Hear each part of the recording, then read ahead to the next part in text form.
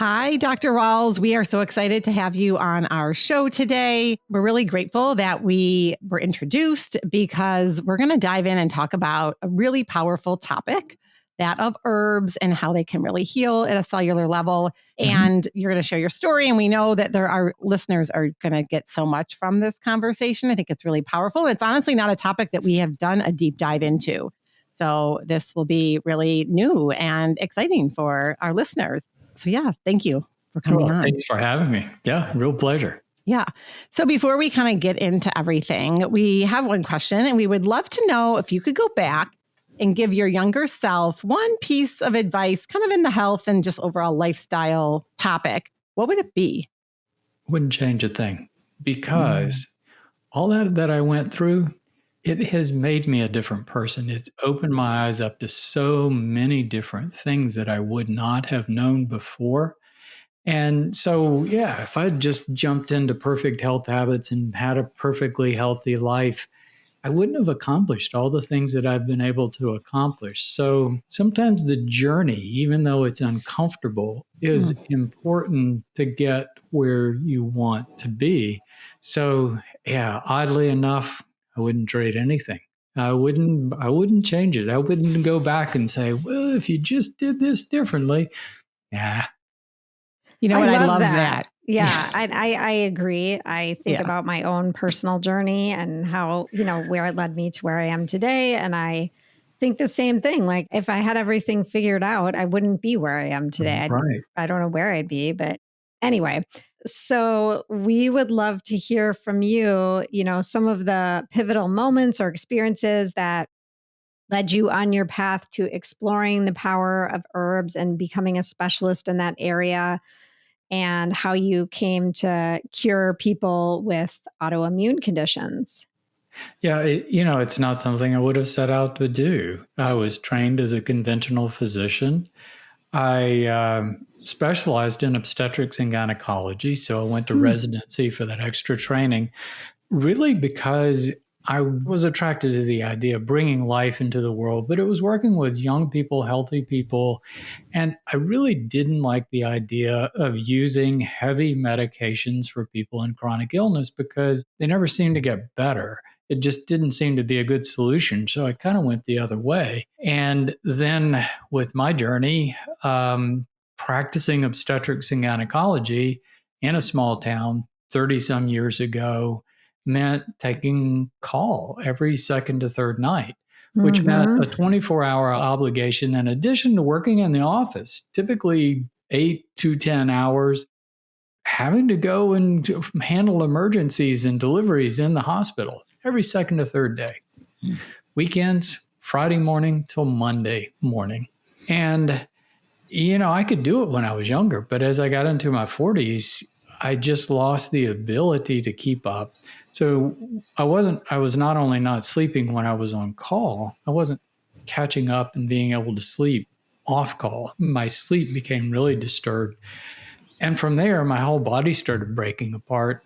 I was forced to stop doing obstetrics and thinking, well, I don't have to have the call anymore. I'm just going to naturally start sleeping and everything's going to go back to normal. It didn't. It snowballed. It got worse. And it kept getting worse. And nothing I could find from my conventional colleagues was really helping me at all.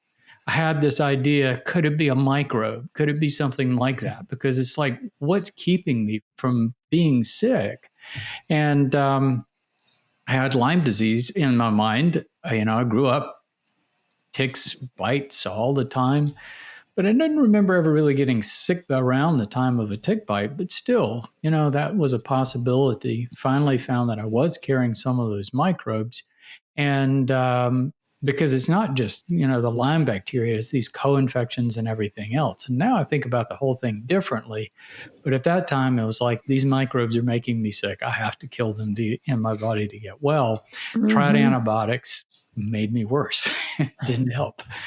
And finally, I started listening to my intuition, looking at other options. I came upon a protocol using herbs to recover from what was defined as chronic Lyme disease, not acute Lyme disease. I think antibiotics are the right choice for somebody acutely ill after a tick bite, but my symptoms were chronic. And there's a very big difference between those two. And I ultimately turned to herbs over a 5-year period. It was slow. It took time, got my life back. And from there, it was like, wow, this is remarkable. Changed my practice, changed my life, became certified in holistic medicine, just turned everything around and started devoting all of my time to that. And that's what I've been doing the past 15 or 20 years, building out protocols, helping people understand the remarkable value of herbs, not just for chronic Lyme disease, for everything out there. It's just so important that people start paying attention to this. Sorry you went through all that, but as you started this conversation, it's your journey that brought you to this point, and you wouldn't go back and change anything. And I think that's just such good advice for people out there, especially younger individuals, and how you used your challenges, your health challenges, to now pivot and help others. And what you're doing is amazing, and getting your voice out there. And you have a very active Instagram account, and you're really doing a lot to share all that you've learned through your journey. So I think that's very powerful.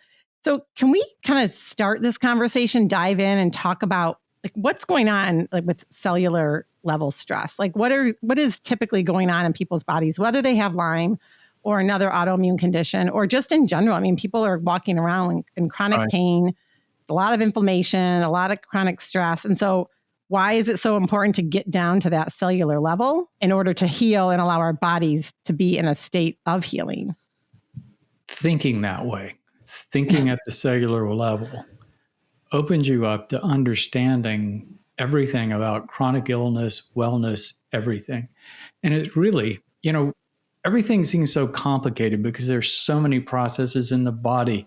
And we tend to think of the body as a whole. We think of our organ, our heart, our liver, our brain, individual organs, individual parts, and all of those parts are complex. And, you look at our specialties, and we have cardiologists and pulmonologists and gastroenterologists and all of these people. And it just makes everything complicated. So you have to take things down to the smallest functional unit. So when you look at the human body or any life form on Earth, the smallest functional unit is a living cell. So our organs, our brain, our heart, our muscles, our bones, everything is made of cells. Everything that happens in the body, absolutely everything, is done by cells. So your health is a function of your cellular health.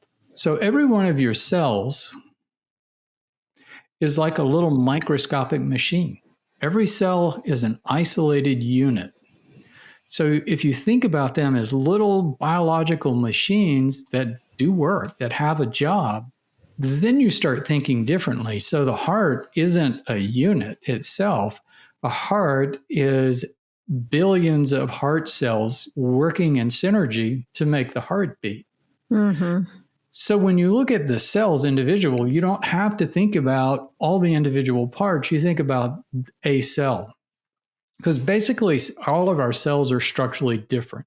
Now that genetic code built into the cell defines what job that cell has and how those parts might be modified, but all the basic parts are the same. So it's mechanical. So you can think of this little mechanical unit as having specific operating requirements. And when you think about it that way, every cell in the body needs 5 things to be healthy. That's it. Only 5 things. And this is the formula for wellness. And it's truly this simple. So every cell in the body needs nutrients. It needs the right nutrients. Now, different cells, like our heart cells, need fat. They burn fat to generate energy. Our thyroid cells need iodine to make thyroid hormone. Our brain cells need carbohydrates. So cells need different kinds of nutrients. But if you're eating a whole food diet, which is a whole cell diet, a wide range of diversity of foods, you're supplying all of the nutrients that your cells need to function. So you got that one covered. Second cells need a clean environment. We think about our world and the way it's changed. When I was born, there were 3 billion people on Earth, and most of them didn't have an automobile. Now we have 8 billion people on Earth, and we have just about as many cars as we do people, and all of those cars are putting out pollution, things that we absorb in our tissues.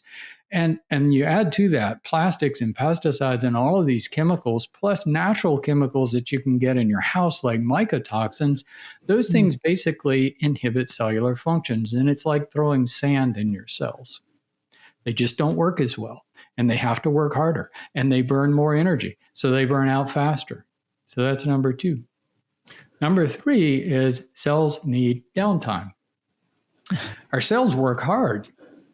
They get a lot of wear and tear, and they have to constantly prune and repair worn out parts to stay functional.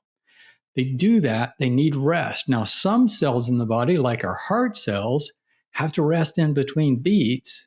So that's why our heart cells are so vulnerable. But most of our cells need 8 hours of rest, downtime to recover and repair. And your brain has to resort files at that time too. That's when your brain cells are recovering. So if you get what is average in America of 6.5 hours, you start your next day with a cellular deficit that your cells haven't recovered from the day before. It's no wonder we wake up tired, So that's number 3. Number 4 is cells need good blood flow. They need to be constantly flushed to wash away metabolic waste, deliver nutrients and oxygen, carry away those toxic substances they're trying to purge. And the way to do that is flow. And we get that from being physically active. Not heavy physical activity, just walking and picking up stuff and working in the yard. All of those things, doing that throughout the day is the normal kind of activity that moves blood and moves lymph and clears those spaces out so our cells can breathe. And number 5, our cells need protection from microbes. Microbes are our arch enemy. So when we think about an infection, what's happening, why we're having symptoms, the harm is that basically, microbes are invading our body to use our cells as food and resources. They're consuming us. So in acute infection, we feel those symptoms very acutely. But what I found in chronic Lyme disease and a lot of chronic illnesses, though, is we pick stuff up. Like I picked up tick-borne microbes when I was a kid, and they stayed in my system. We can talk more about this, but they stayed in my system for years. But it wasn't just that. I picked up, I got a lot of tick bites and mosquito bites and bites from cats and dogs and hamsters and, skins and respiratory infections and all of these things. And what I've found is there are a lot of low-grade stealth microbes that can become dormant inside cells of our body. And it's like a reservoir, and they stay there. And then when we eat a bad diet and don't get sleep and are exposed to toxic substances and are sitting in front of the computer all day, our cells are weakened by that stress. And these microbes reactivate and start breaking down our cells. And that, in a nutshell, is what every chronic illness is. At least that's where the evidence is starting to point. So that right there is the formula for wellness. And it's really that simple. I feel like I'm in science class, the way you just broke that down. And I mean, I've heard, I like the way you broke it down so clearly. I feel like I know most of that information. I'm not sure our listeners do necessarily, but it was very clear and concise. And, it makes me think about cancer. I mean, it's the same thing with the, cancer cells breaking down and, turning and, replicating bad cells instead of the good cells. And I find it super interesting. And I know you're talking specifically about Lyme, but really any kind of illness, right? Is the same. It's the same breakdown of the cells. Yeah. Here's something to think about. So I've been using ChatGPT just to accelerate my research, and I was just curious what it knew. So I queried, what are the known co-infections that can occur with Lyme disease, chronic Lyme disease. It gave me 50 different microbes. That's a lot. Wow. That list was not complete. My list is much bigger. But then I said, is there connection between these microbes and other chronic illnesses? It exploded with lots of connections to so many other chronic illnesses. So when you think about that cellular model of wellness and think about the fact that we're all picking up microbes and there's growing evidence that they can be dormant in our tissues, dormant inside of our cells, and then reactivate at a later time. And different microbes invade different cells. They can reactivate in different places. When they reactivate, the body, the immune system starts attacking those cells where they're reactivating from. That starts to explain autoimmunity. And it really is a very, very logical, plausible explanation that starts to explain every chronic illness. And it all brings it down to that cellular level. So I think it is really something for all of us to be thinking about and exploring and forwarding this research as much as we can. Well, it sounds like it's when our environment inside our bodies, when it's, can it be hospitable to these microbes or inhospitable? And if you do these 5 things, like you said, we're creating an environment that, it's the microbes, it's the cancer cells, whatever, they're not going to continue to grow. Right. And they're going to die off. I know in your book, you get into senescent cells a bit and all that. Maybe we'll touch on that later. So what you're saying is like our cells get stressed when we're not doing these things, when we're not feeding it the right foods, when we're not sleeping, we create this like stressful environment. Correct. And even stress can create the stressful environment, right? Like in your case, you had a stressful job, you weren't sleeping, and that's when the microbes were activated almost. Even emotional stress, I would think, can do that to the body. That second that's a whole one, other, you can flip those around, and it's nutritional stress, mental stress, environmental stress, or toxic stress. Physical stress and microbe stress. So, those are the 5 stress factors for pretty much all chronic illnesses. And, when you start digging in and looking for the root causes of illnesses, they'll always list those factors in some way or another. What are some simple strategies that we can use to protect ourselves and reduce some of the stress on our cells? Yeah, it pretty much defines what we all should be doing. We should all be eating a healthy diet. In my opinion, a healthy diet is predominantly whole foods, rich in vegetables, other sources of food, healthy protein sources, but not excessive meat. There's a lot of evidence that we really need to eat our vegetables. And keeping those carbs down. I think that's the big mistake that everybody out there is making, is eating way, way too much carbohydrate. And can I interrupt? Because I think this point is helpful to clarify. When you say carbohydrates, are you referring to like the processed carbohydrates, or are you referring to some sweet starchy vegetables and potatoes and maybe some whole grains? And because I feel like there's 2 different views on that. When you get right down to it, what we're talking about are sources of glucose. And that glucose is the main molecule that our cells use for fast energy. Mm-hmm. They can burn fat, they can burn proteins, but glucose is really the preferred fuel. It's just our cells run lean. They just don't need much. If you look back at our ancestral diets, didn't have much carbohydrate or fat in it. So our cells are really primed to run very, very lean. So, it's like fructose, which is fruit sugar. Mm-hmm. It's turned to glucose almost instantaneously when it goes through your system. So too much glucose is harmful for a lot of reasons. You think about it. It's a really energy-packed molecule that makes it very, very reactive. So if you're not burning it and you've just got a lot floating around in your system, it reacts to everything. It breaks down your proteins, your collagen, and everything else. So having these really high energy molecules can be very destructive. So the difference in vegetables and and starchy vegetables, even potatoes. Let's look at an apple. An apple is a good example. So you look at an apple, it has like 27 grams of carbohydrate, and you look at a couple of cookies, about 27 grams of carbohydrate, equal, right?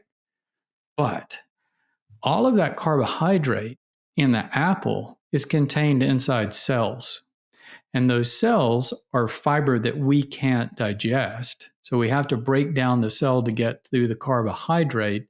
Plus, a lot of those cell parts are actually nutrients for our cells. A whole food is a whole cell food source. So it has all the parts of the cells, which are beneficial. Plus, a lot of the cell walls are fiber. So it takes us longer to break that down. Eat 2 cookies, straight carbohydrate. Carbohydrate, straight to the veins, straight to your blood sugar. Yeah. So that's a difference in a whole food source and a processed food source. Now, not to say that you should never have a cookie or something like that, but you really should keep that down as much as you can. Mm-hmm. But if all you're eating is apples and fruits, you can still do a lot of damage. So I try to keep my carb count around 150 grams or lower. That's not ketogenic. Being ketogenic forces you to eat a lot of animal fat, and it's more comfortable to get a little carbohydrate in your diet. So that seems to be comfortable for me. Now, somebody that's a really intense athlete, they're probably going to need a lot more than that. So I was just going to say, like, if you're an athlete, you're going to need more carbs than that. And Stephanie and I have very much learned that as we've done some endurance events. And I do think the idea that you're suggesting is super important, but it is very bio-individual depending on your lifestyle and what you're physically doing each day. Right. Yeah. So that's not like a hard, fast number for everyone. I mean, I read Outside Magazine a lot, and most intense athletes that have tried to go keto, though, don't do very well. Right. So our muscles, our brain really do like glucose for that fast energy. Mm-hmm. But again, you need the right amount. You don't need any more than your body can burn for what you're using it for. Right. Yes. And that's where those glucose monitors can be really effective too. They can be helpful. Yes. Okay. So you can go on. I know we got stuck on the carbs with that question, but that's okay. It's a big one for a lot of people. I mean, carbs are killing a lot of folks out there. Mm-hmm. So I think we were talking about like just tips, like practical ways and strategies. To protect your cells. Environment, that's a big one. It's clean air, clean water, clean food, eating organic, eating whole foods is better. Which we talk about all of those topics on our podcast regularly. Clean water, filtering your water. Yep. Air is a tough one. And it really depends on where you live. If you happen to be surrounded by trees, that's really good. Natural environments filter our air, and getting out in natural areas is really a great way to purify your body. And maybe hug a tree. Yeah. And breathe in that fresh air. Yes. Yes. So those are some great ways just to practically to help create an environment so that your cells can thrive. Sure. And maybe that's a good segue into talking a little bit about herbs. And maybe I thought you could give our listeners kind of like an herb 101, if you will, because we've talked about them a little bit here and there. We've had people talk about functional mushrooms and different ashwagandha, those sorts of herbs that are in some products that, Marnie and I even use. Licorice root, there's a bunch actually. Yeah. But just maybe educating us on exactly what's an herb and how it works at the cellular level to make these changes and how you use them to heal yourself from your chronic Lyme. A very different view of herbs than you're going to hear from most people, because I tend to try to think through that. Why is it happening this way? Just going back to everybody should get a good 8 hours of sleep every night. That's one to add on, and be physically active. Yeah, just those essential. But the herbs, when I first started really getting into the herbs, I went back and studied traditional forms of herbalism traditional Chinese medicine, Ayurvedic medicine, many others. Mm-hmm. And it was fascinating, but it was pre-science, and my Western training needed me to really take a deep dive of what the science is behind how these things are working. And as I approached that model of really looking at cellular functions, then it all started to click. So basically, when we take an herb, which would be from a plant, or a medicinal mushroom from a mushroom, we're borrowing something from that organism, right? So plants are multicellular organisms. They have to protect their cells from a wide range of microbes, from free radicals, from toxic substances, from radiation. So they do that with chemicals that we call phytochemicals. So every plant out there, just to survive, is building out this intense defense and protection system to protect its cellular structures. So that's one level. And the second level of chemicals are chemical messengers. So plants being multicellular organisms, and this applies to mushrooms too, they have to communicate. Change in seasons, change in weather, change in conditions. The plant has to unify all those cellular functions, and they do that with chemical messengers that are actually very much and often the same as chemical messengers that we use in our body to coordinate our cellular functions. So when we take an herb, we're basically getting all that.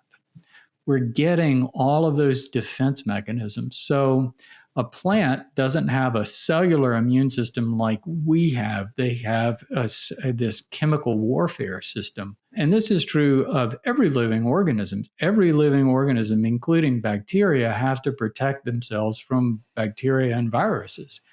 So plants are doing that. Mushrooms are doing that. So when we take it, we're basically borrowing that system. But interestingly, it's selective. It has an intelligence about it.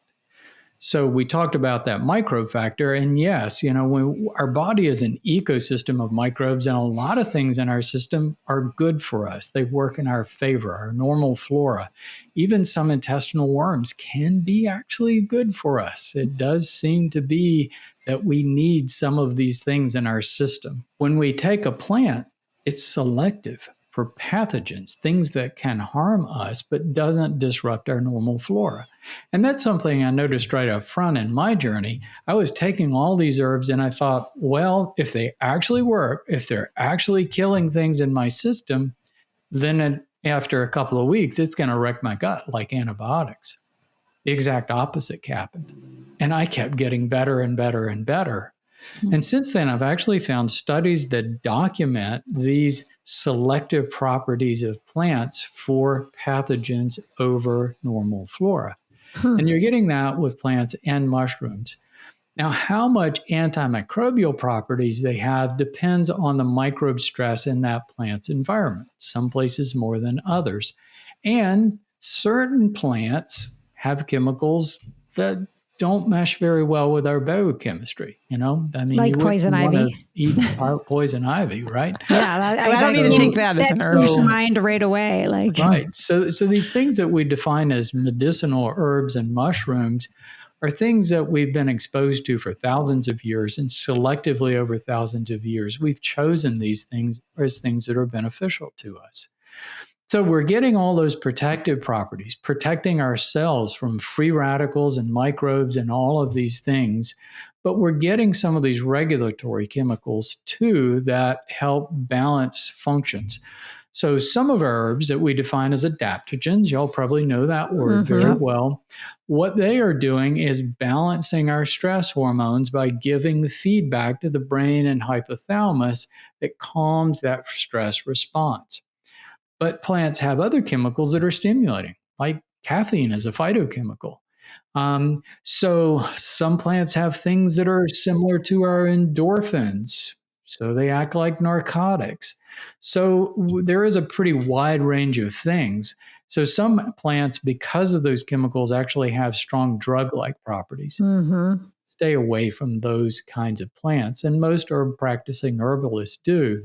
So I'm looking for plants that don't have drug-like effects, that are mainly protective, adaptogens, plants with antimicrobial properties. I'm starting to call them antimicrobial adaptogens because they have a lot of those similar properties. Mm-hmm. They don't have drug-like effects, so we can take them for a long time just to protect our health. So that separates them as being very different than any drugs on the market. They don't work anything like drugs. They actually have the potential to promote cellular recovery. Can you And give that's us what an I'm doing. example of like a couple names of what you're talking about? Sure, you know some of them. That would just be Turmeric? super helpful to like put some Yeah. context Yeah, around. turmeric. Let's start with that one. Yeah. That's Oh, yeah, always we a love good one to Okay, turmeric. I start take with. high doses of turmeric every day. Turmeric Yeah. is great. Now, so, it has some history. In India, they eat a lot of curry, and most people in the Indian continent consume about a gram of turmeric every day. Mhm. And it has been associated with their low risk of cancer and Alzheimer's and other kinds of diseases. Despite a lot of crowding, a lot of pollution there, they have a lower rate of many diseases than we have here. So turmeric is a very nice one. Medicinal mushrooms, I like reishi. It's been studied in Japan as having some of the most potent anti-cancer properties on the planet. Mhm. Mhm. Really interesting. Rhodiola is a favorite. Mhm. That one is from Siberia, but it's actually been found growing in the Appalachian Mountains of North America, which says you find a lot of similar plants all over everywhere, and some of the same things growing in different places that you wouldn't expect. So there are medicinal plants all around us, everywhere we go, things Mhm. that can do good things for us. What about stinging nettle? I always hear people talking about stinging nettle. I know it's Yeah. in Minnesota. I just bought some tea, some stinging nettle. It's nice. Tea. Stinging nettle, if you just brush up upon it, it has a defense mechanism that it Mhm. will actually sting you. Right. But once you neutralize that by steaming it or cooking it, it's a really nice vegetable, and it has wonderful anti-inflammatory and pain-relieving properties. So stinging nettle's a really nice herb. Some of my favorite antimicrobials: Japanese knotweed, Chinese skullcap. One called andrographis is a great antiviral. So there's an enormous list, and they're all good. I was just going to say, and then it becomes like, okay, now you know you want to buy I don't even know what you just said, something skull cap. Chinese skullcap. Yeah, Chinese it's a good one. skull cap. Then how do you know that the manufacturer, the place you're buying it is good? And like, how do you know how to, are they third party testing these kinds of things like they do other supplements, or is this a whole different category? Some are. And that's when it gets complicated, because it's there isn't the level of standardization that you would find with pharmaceuticals, and quite frankly you don't need that, because we need pharmaceuticals standardized to a very high level, because anything more than just the dose that you're supposed to receive can make you sick or even kill you. And that's less true with the herbs that I'm talking about. The toxic dose of these things is extraordinarily high. So even with the lowest grade herbal products, there's a very, very small chance that you're actually going to hurt yourself with them. With the herbs that I'm talking about, not some of the things like kratom that have drug-like properties. There you have to be much more careful and know what you're doing. But most of the herbs that I'm talking about, there's a pretty low potential for harm, but you do want benefit. And getting the benefit has to do with the chemical concentration that you're getting. So part of that is the preparation. So if you go to the health food store and you see a bottle of an herb, we'll take Chinese skullcap because I like that one. And it's $15, and you buy that and you take little capsules, and it says take 2 or 3 capsules a day. you're getting not much of anything. Because what you're getting is a whole herb powder. They basically take the plant, dry it, crush it, and put it in capsules. So you're getting the whole plant. So you're getting a lot of fiber, not much chemistry. Yeah, you're not really getting what you pay for. So the next level up is tinctures. And everybody's familiar with tinctures. So basically there you take the whole plant, you put it in water and alcohol that are going to pull some of both the aqueous and fat soluble chemicals from the plant. And then you discard the plant part. So you're just getting that chemistry that you want. And they're really nice, but you do get some alcohol. You have to take a fair amount of them to gain benefit. Now, I like tinctures. I use a lot of tinctures. I like tasting the bitterness of the herb, but it's hard to get a high quantity, especially if you're recovering from a chronic illness or something like that. So the next level are what are called standardized extracts. So a standardized extract, they take that tincture, spray it on a surface, dry off the water and alcohol, and collect the powder. So there's no fiber there. It's pure chemistry. So a capsule of standardized extract, and it'll stay on the bottle. It'll give the scientific and common name of the plant. It will give the milligram quantity, and it'll say standardized to such and such chemical. They pick like a key chemical. And that will be 10 times as concentrated as that whole herb powder that you paid $15 for and thought you were getting a deal. But the next level is you really do want it to have the highest probability of providing what you need as you can get. And that does come from testing. So there's not testing required in the industry. And, and so many, half the companies out there are using untested whole herb powders that you're probably not getting much of. But if you're a more responsible manufacturer, you get what's called a certificate of analysis. So whatever the source of that ingredient is, they provide an analysis, a third-party analysis of the ingredient, and is it the right plant? Is it the right concentration of those key chemicals? Is it pure as far as contaminants, heavy metals, bacteria, et cetera? So that's really ideal. But at our company, we've had a practice of actually getting, we do our own sourcing of the extracts, and we actually buy extracts with that certificate of analysis, but then we get a sample of the lot and test it ourselves to make sure it's accurate. And then there's testing in the manufacturing process. So it's really trust in the company and their standards for how they build their products. It's hard to do it all yourself. In our company, we can't build everything from growing all the way to the final product. So we use manufacturers, but we're very involved in making sure all of those steps are followed along the way. And then I do all the formulations myself. So those are the keys to really getting a good product. Yeah. Well, that's amazing. You're so thorough, and, we can dive in and talk in a minute about your company and where people can find you. But I'm just curious, how the herbs work at a cellular level versus taking whether some sort of pharmaceutical, whether you have pain, inflammation. A lot of people, to be honest, just want a quick fix, and they want to know, they want to feel better. And you kind of mentioned how long it took you throughout your healing journey.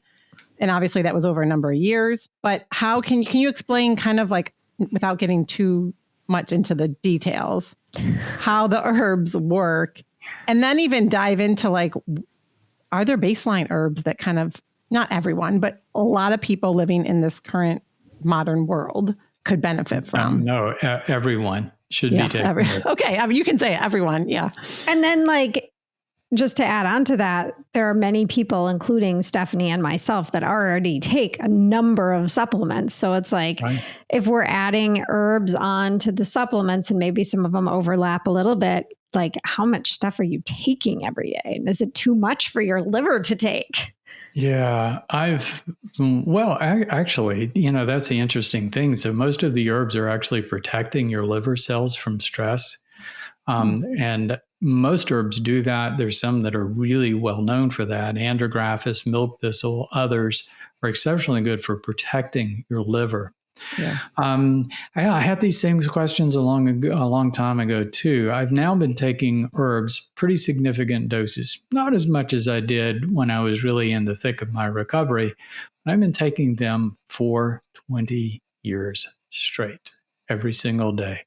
And I've experienced here in my late 60s the best health I've enjoyed in my entire life over the past 10 years. I mean, you look really healthy. I know. But I'm still aging, and I don't have the energy that As I did you when I should was be. in my Right. 30s. But yeah, I'm amazed. I don't have the nagging symptoms that I used to have all the time. Probably But part most of people that your is, age have, right? Yeah, good food and sleeping, but I don't have the aches and pains and just all the things that I had at one point. And I have to give credit to the herbs for some of that. Well, and I'm wondering how you can attribute, like how, I know you said it took you 5 years to recover with your herbs. Like, how can you know to attribute it to your herbs versus your healthy diet versus your sleep versus your healthy water and your movement and all the things? They're all important. And what I can tell you is I had gravitated toward doing those things, looking at causes of illness before I embraced the herbs. And it got me so far, but I went for several years like that. And it was the herbs that really tipped the balance. Okay. And then studying what the herbs are doing. I mean, I haven't studied an herb yet that doesn't have documented anti-cancer properties. Who doesn't want that? Yes. Mhm. And quite frankly, we have these stress factors coming at us all the time. So the herbs are giving us a higher level of protection against microbes, free radicals, toxic substances than we could ever gain just on our own. So they're giving you an excellent extra level of protection.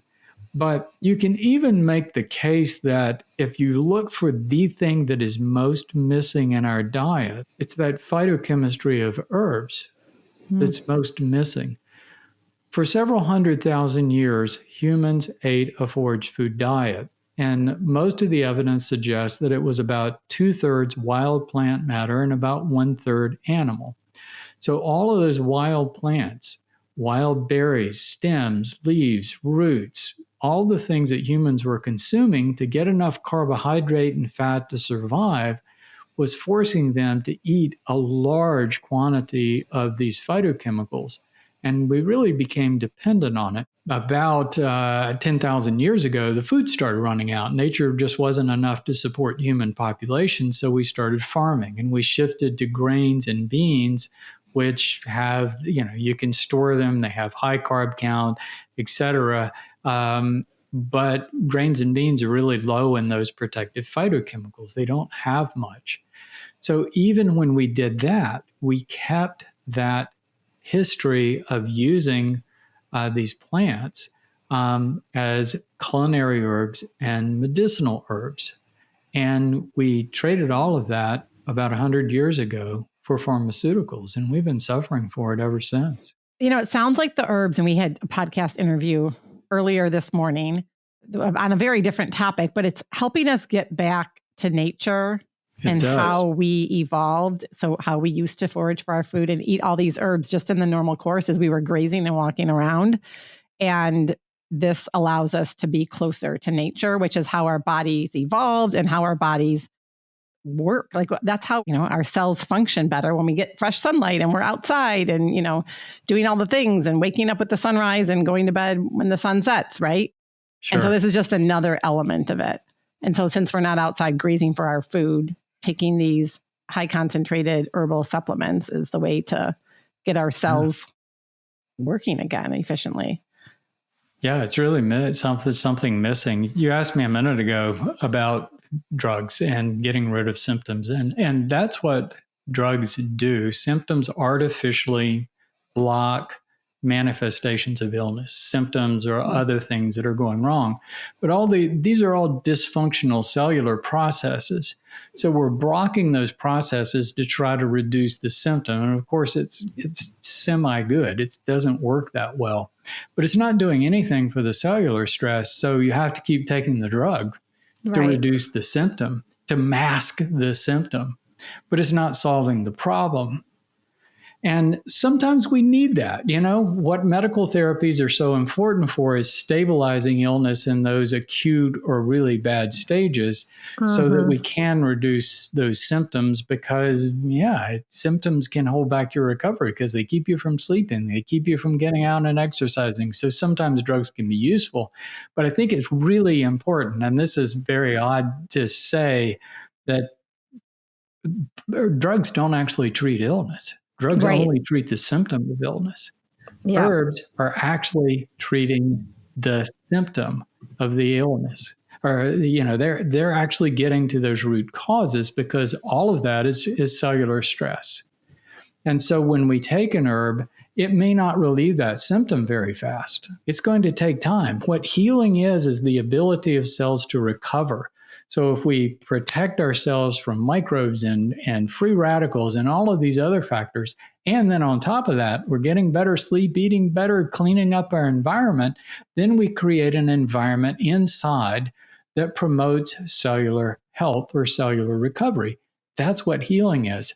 So herbs actually promote healing by protecting cells and promoting cellular recovery. So I know that Stephanie asked this a few minutes ago, and I don't know if you had a chance to answer it, but what are the top herbs that you would recommend most people, just the general public, take on a daily there's some really basis? good ones. Turmeric is one to put on the list. An adaptogen like reishi mushroom is really good, or cordyceps. A lot of people like rhodiola. Some people find it a little bit stimulating. So I really like, there's so many good adaptogens. I tend to stay away from stimulating adaptogens like ginseng. But there are other herbs, some of the antimicrobial herbs for people recovering from chronic illness, Japanese knotweed, Chinese skullcap, andrographis, and some of the things that you can use every day, like ginger. Just fresh ginger from your grocery store is a great antiviral. It's great for your GI tract. Garlic we eat tons of ginger. Yeah. Pardon? We eat tons of ginger over here. I love ginger. It's good stuff. Yeah, It's great. So anything that you're doing to incorporate those things into your life is really wonderful. Okay. Well, that's great. And we'll link up Vital Plan in the show notes so people know where to find your herbs, given that you just talked about how the whole manufacturing process and, all the quality control that you do.